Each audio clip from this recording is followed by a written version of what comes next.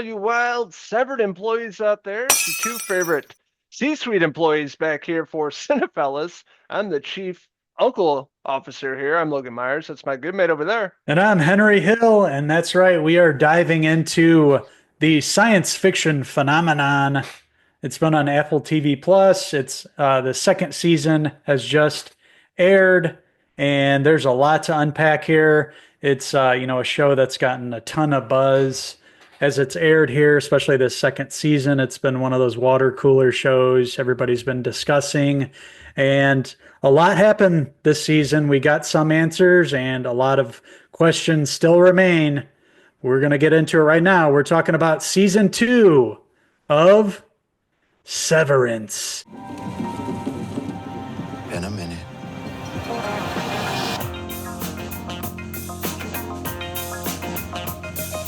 That's right. Everybody is talking about this series on Apple TV Plus, and I was very excited to dive into season two. Wanted to do a binge fest of the season two, just because I know I'm fall in love with it and want to watch, each episode after the next. And that's exactly what I did over a few days. Very excited to return to this world. Creator and showrunner Dan Erickson's, take on corporate culture and with a science fiction element, basically with people surgically dividing their personal and professional lives. Very cool concept, very original, very unique. Of course, it's headed by director Ben Stiller, great comedic actor in general, been doing it for a very long time, and cinematographer Jessica Lee Kanye really creates this amazing, futuristic and retro-looking, corporate America set with this show, and it really sets a really cool tone to the show. It's very bleak, rips the soul out of you, and it really is a take on corporate culture, corporate America. It could really relate to this show and being able to really dive into this, being able to, kind of shut it off between the personal and professional life. Very cool concept. Then dive back into it this season two, returning with the innies and outies of, Adam Scott's character Mark here and the supporting cast. Innies and outies, are you talking about belly buttons? Yes, I am actually. The whole show is about belly buttons. Yeah, second And season really kicks it off from the finale of season one, picks up right from there, delves deeper into Lumen's sinister operations. We're dealing with this nefarious large corporation. Anybody going to a 9 to 5 job can relate to this show. It's really, separating your regular life outside of work and then going into work. You're busy as hell. You're just a different person when you're at work. It really takes that to a high concept in this series and does a phenomenal job with the whole science fiction aspect of this too. Right away in season two, that opening scene draws you right in. The camera work in it as Mark's running down those, white hallways with the bright LED lights. He feels trapped in this, and it's like a big maze that he's running through. And us as the audience is following Mark and trying to figure out what the hell is really happening here with this show. And that there's so much to unpack and so much happening in season two. And, Mark has found out about his dead wife, Gemma. Why is she also in this office setting, that he, his innie is at, and why does she have no idea, who he is or doesn't have any recollection of being his outie wife? There's a lot of questions to unpack. And then we have the Lumen manager, Harmony Cobell, who is Patricia Arquette. You really follow her this season too, and you find out about the Egan family and the basically the cult and their sinister ideas and why they are doing this season with all these workers that go into to work in the micro data refinement, and why are they having to do this exactly. And we get a lot of answers with that, having a lot to do with separating consciousness and dealing with like different emotions and different consciences. And basically, it all comes down to Mark Scout here having to do this programming on the computer. And you actually find out that he is involved in basically programming, different personalities and different consciences for his wife, Gemma. Some really awesome and interesting scenes with that really creepy guy that's like watching over and getting a little too close to her in especially that one episode where you see him. He's like the dentist, and then he's creepy. He's always in each of her realities, and especially that one where it's like the Christmas scene where they have like a Christmas tree set up. He's in like a sweater. She's getting ready for the holidays. Really super crazy and out there episode. And just overall, in general, season two just really goes balls to the wall. Takes you in places that we didn't get to go in season one, even outside of Lumen Industries itself, going into the, Arctic tundra there, in that episode where they all go out on like the frozen lake and in the mountains there. Yeah, there's a lot of cool shots in this series, in this season, especially the first episode. Like basically everyone. The cinematography is gorgeous, even inside the super bright white hallways and offices, the lights. It's like a terrible place you'd want to go if you're hungover. You'd walk in with sunglasses on, it would be so bright, like, oh, my head's pounding. Yeah. Just be a bad place. This season truly focuses on the conflict between each person's innie and outie. The Mark, you have Helena, Dylan, Milchek, the list goes on and on. It's Hmm. really that conflict, and the arcs in the season were incredible.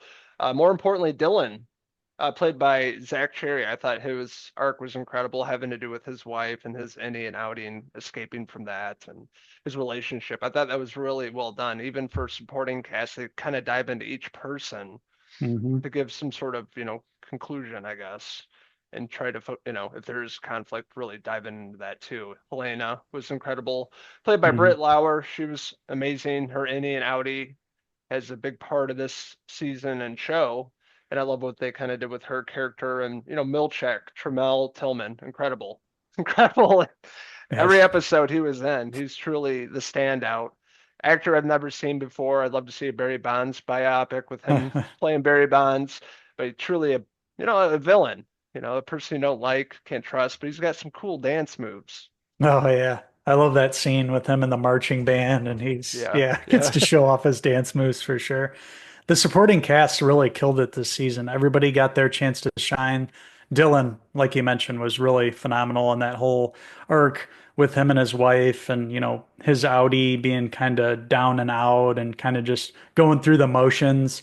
And then her meeting the Innie and it reminding her of him, the Audi version of him when they first got together. And she saw that spark and now, she's kind of fallen in love for the Innie, but realizing that it's not the same person, there's dual, it's kind of like having two people, two personalities here, Dr. Jekyll and Mr. Hyde here. There's a lot of interesting dynamics in play this season. Helena and Helly, we find out that Helena is the daughter of the CEO, James Egan, and we see some cracks within the whole philosophy of the Egans and all the people working for them. Like you mentioned, Milchek arc, where in the end he comes across the robot version of Egan in there. And you can tell he kind of gets pissed at one point. He feels like he's being used too. So there's cracks in this big cult and, all that going on with the Egans here. And even Helena, you can tell that she's not fully invested in the whole vision here. And you start to see things unraveling and you can see that everybody's going to eventually be working to make everything okay and get out of this kind of weird experiment.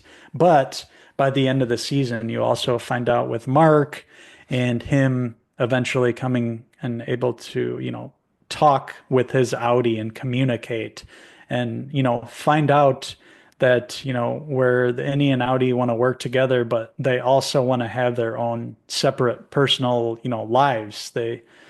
He doesn't want to be ended, the anyone. He's in love with Helly. He doesn't want that to end.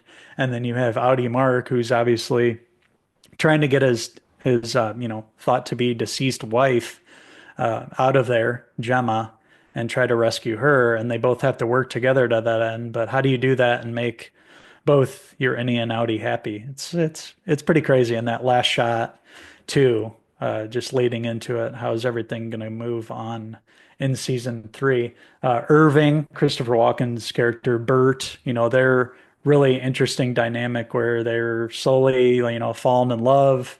And then, Irving was invited over for dinner, and you find out that Bert's outie was already kind of with somebody, John Noble from Fringe, who we remember. That whole dynamic was really interesting. The three of them at dinner and finding out about their characters and everything, and Irving, breaking the rules and then going off into the train into God knows where. A lot of science fiction in this. Obviously, it reminds me a lot of shows like Lost, where there's answers sprinkled throughout, but so many questions that remain, want to know what's going to happen. Gemma got outside that door, but obviously, Mark went back for Helly too. So how's that going to work itself out?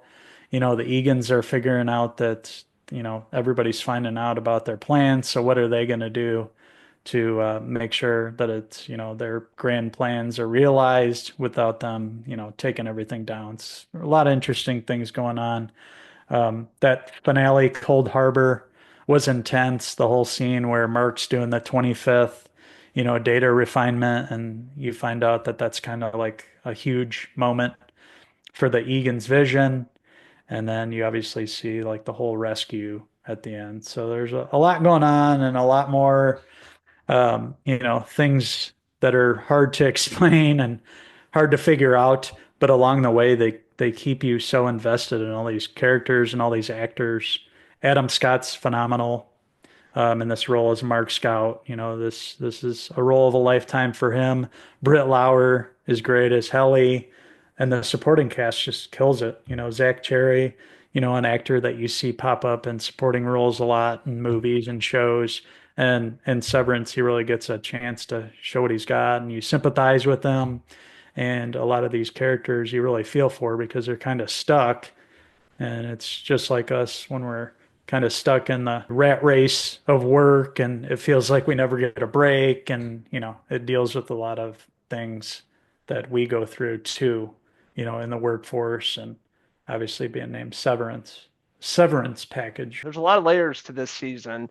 A lot is thrown at you, some really great concepts to show that you're probably going to have to watch a few times just to really grasp everything they throw at you. It's out there, it's science fiction. I think it's in like the same vein as like Westworld, where it doesn't give you the answer, it makes you think about a lot of stuff and a lot of stuff sprinkled throughout, and you really have to pay attention to. It's a show that you have to definitely pay attention to. It's not something you can watch in the background to understand what's No. going on here, but very cool concept. Season two, I think, was a little better than first season. First season was great, but I like what they did with the season, more of the conflict in these outies, relationships, questioning, life, corporate culture, corporate America, working, not having that work-life balance, and really kind of combining the Indian outie worlds together. And I thought that was really unique. Man, Adam Scott, known for his comedic roles, but man, this is a straight Mhm. dramatic role for him. Shows different emotions, but not a lot of comedy. But it works. And this is award-winning performance from Mr. Scott behind me. Love him as Mark Scout character, inside the innie, he's really uplifting, motivational. The outside Mhm. world is outie. Wife dies, very depressed. Complete opposite, and find out more about his backstory as an outie, what happened to his wife, how that all kind of went down with trying to have a kid and what happens to her. And they really do that with all the characters in this. They give them space to really kind of look at their lives, the inside and outside world, work, Mhm. their personal lives, and dive in and really care for them. And like circling back to romances in this, of course, we had Mark and Helly, but yeah, the one you were talking about, John Turturro and Christopher Walken, Irving and Bert. I thought that was one of the better episodes for sure, without giving too much away. And yeah, there's other great relationships like I talked about earlier with Dylan and his wife, Tillman, of course, Milchek. I thought he was incredible those Mhm. seasons, Yeah. even better this season. And you can tell that with Lumen that they're using him as a puppet and he's starting to notice it Mhm. more and more. So that's going to set up other stuff in the upcoming season 3. So a really incredible season. It's a lot thrown at you. It's a show you have to pay attention to. A lot of stuff sprinkled throughout, and it all kind of circles back to the first season too. So really great storytelling, really great character arcs, great performances, beautiful cinematography. One of the minor nitpicks for me is even paying attention, I didn't fully grasp everything they throw at you. It's one of those kind of shows. So I'm definitely going to rewatch this again before the new season comes out. But I had a great time with this. 10 episode run on Apple TV Plus. Dan Erickson did a great job. Ben Stiller directing, just really top notch all across the board. Highly recommend the series. And season 2 currently streaming on Apple TV Plus. So with that being said, I'm going to give Severance season 2. I give it a solid 4 out of 5. Irving hair pieces. I agree with everything you said. This is a show that you're definitely going to have to pay attention to. But for me, like I was so drawn into the show, just the beautiful cinematography, the great acting, the interesting concepts that they introduced, the whole episode where they went into the room and it was like the pasture with all the goats. Gwendolyn Christie was there from Game of Thrones. Um, yeah, Patricia Arquette, somebody else who we should mention too, as Cobell this season. You get to see more of her backstory and you find out, more about her. She goes to her old childhood home. You find out more how she's tied in with the Egans. A lot of interesting things are found out about the Egans within those episodes. By the opening credits, you're in because the opening credit sequence itself is just like a work of art, one of the best opening sequences of a show, in recent memory, and currently I'd say the best. It's one of those classics, and with the opening credits this season, there were a lot of hints as to what you were gonna see within season 2, and each one had a little different, little differences in it for the episodes that were about to air. So definitely pay attention to those on your first watch. Yes, it's a shitload to comprehend and try to wrap your head around. So do some research, dive in after the episode, look it up online. A lot of people did write-ups on this. This was a show that I had to invest some time reading about and trying to figure out what I just watched. A lot of people are really into the show and kind of know all the details, and it really helped watching that to kind of figure out what was exactly going on. But yeah, a terrific second season of Severance. So glad that we already have season 3 announced. They're going to be shooting it relatively soon. We're not going to have a super long years wait like we had in between season 1 and season 2. So that's excellent. Highly recommend Severance. Watch it now on Apple TV Plus. And I am going to give Severance season 2, I'm going to give it a 4.5 out of 5 Irving hair pieces.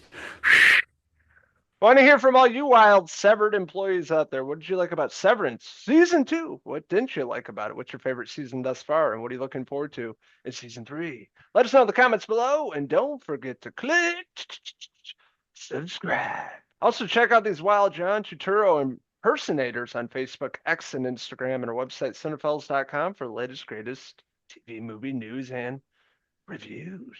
Well, it's time to go reintegrate into the real world.